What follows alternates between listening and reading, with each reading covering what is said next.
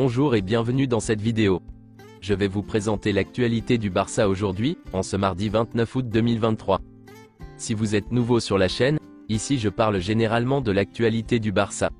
Donc n'hésite pas à t'abonner, et appuyer sur le bouton j'aime pour me soutenir. Voici mon compte TikTok, pour les intéressés. Merci, et commençons.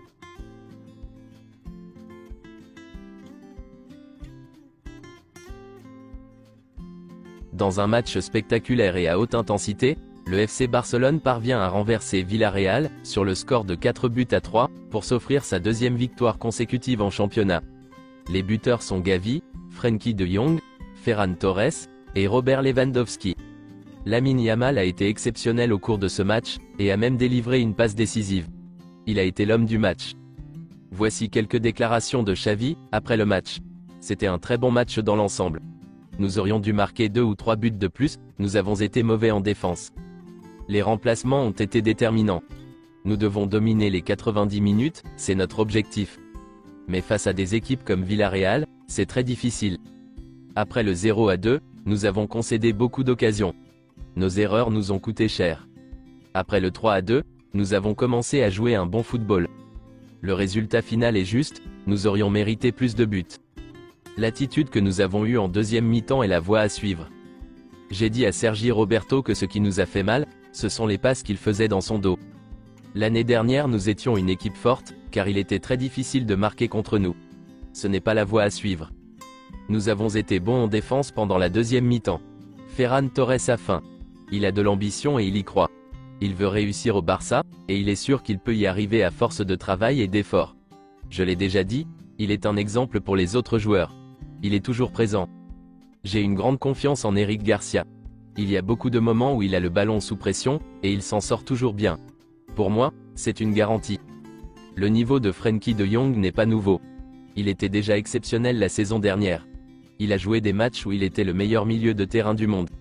Il a de la personnalité, il casse les lignes et il est heureux à ce poste. C'est sa meilleure forme depuis qu'il est arrivé au Barça. Lamine Yamal a des difficultés à défendre, mais c'est normal. Il n'a que 16 ans, et ce qu'il nous apporte en attaque le compense. Je n'ai aucun problème à aligner des joueurs qui s'entraînent et travaillent bien. J'ai aussi eu ma chance à l'époque. Par exemple, aujourd'hui Lamine nous a beaucoup apporté et il a 16 ans. J'ai eu peur à 18 ans, alors je lui demande de ne pas avoir peur. Nous avons une grande confiance en la Masia. Le talent est apprécié, et Lamine Yamal est un joueur différentiel. Lamine est un titulaire, car nous voyons qu'il fait la différence pour nous. Il est intelligent et prend de bonnes décisions. Que Lamine décide de jouer pour l'Espagne ou non, c'est sa décision personnelle. J'aimerais qu'il joue pour l'Espagne, mais c'est sa décision. Je pense que Lamine n'aura aucun problème avec la pression. C'est un garçon très humble, qui travaille très dur, aucun problème. Il a de la concurrence, mais il est prêt à jouer pour le Barça. Bien sûr Lamine me surprend, comme il surprend tout le monde. Sa plus grande qualité est sa prise de décision, elle est presque toujours correcte. Voici quelques déclarations de Lamine Yamal, après la rencontre. Je saisirai toutes les opportunités que l'entraîneur me donnera. Je n'ai pas peur, j'essaie de jouer au football, c'est ce que je fais de mieux. Ma mère a peur pour moi quand je commence, mais elle me soutient beaucoup. Nous avons été très déçus de leur retour, mais notre volonté nous a permis de gagner le match. Tout le monde me soutient, ma famille, mes coéquipiers, l'entraîneur, le club. Je suis vraiment heureux et reconnaissant pour tout ce qui m'arrive. La sortie du 3e maillot du Barça est prévue pour le 7 septembre. Robert Lewandowski a terminé le match avec une gêne, due à un coup violent en première mi-temps. Il devrait toutefois être en mesure de jouer contre Osasuna. Une source affirme que Abdé est mécontent de sa situation. Dans les prochains jours, une réunion aura lieu entre son agent et le Barça. Xavi et Deco lui ont dit qu'ils voulaient qu'il reste, mais Abdé veut jouer beaucoup de minutes. Le FC Barcelone a ouvert des négociations pour offrir un nouveau contrat à Fermín López, talent né en 2003, qui a bien impressionné en pré-saison. Des discussions auront lieu avec le camp de Fermín López, afin de parvenir à un accord. Girona est intéressé par le prêt d'Eric Garcia, et des contacts ont eu lieu. Xavi compte sur lui, mais le fait qu'il n'ait pas beaucoup de minutes de jeu rend Eric ouvert à un départ. Selon Mundo Deportivo, pour rappel, Clément Lenglet est le défenseur le mieux payé du Barça. Cette saison, il aurait un salaire de 16 millions d'euros. Bartomeu a renouvelé le contrat de Lenglet jusqu'en 2026, quelques jours avant de démissionner. Lenglet est en effet une option pour le Real Betis, Mais Martinez Quarta de la Fiorentina est leur priorité pour renforcer le poste de défenseur central. Mais l'anglais est une option. Barcelone et Séville progressent pour le prêt de l'anglais. Le joueur est ouvert, mais la répartition du salaire de l'anglais est le principal problème. Manchester United a reçu le feu vert du FC Barcelone pour Marcos Alonso, mais aussi de Chelsea et de Tottenham pour Cucurella et Reguilón. Maintenant, c'est à Manchester United de jouer. Selon Sport, Manchester United propose à Marcos Alonso un contrat de 2 ans, avec une augmentation de salaire. Le joueur est au courant de l'intérêt de Manchester United, mais il veut réussir au Barça.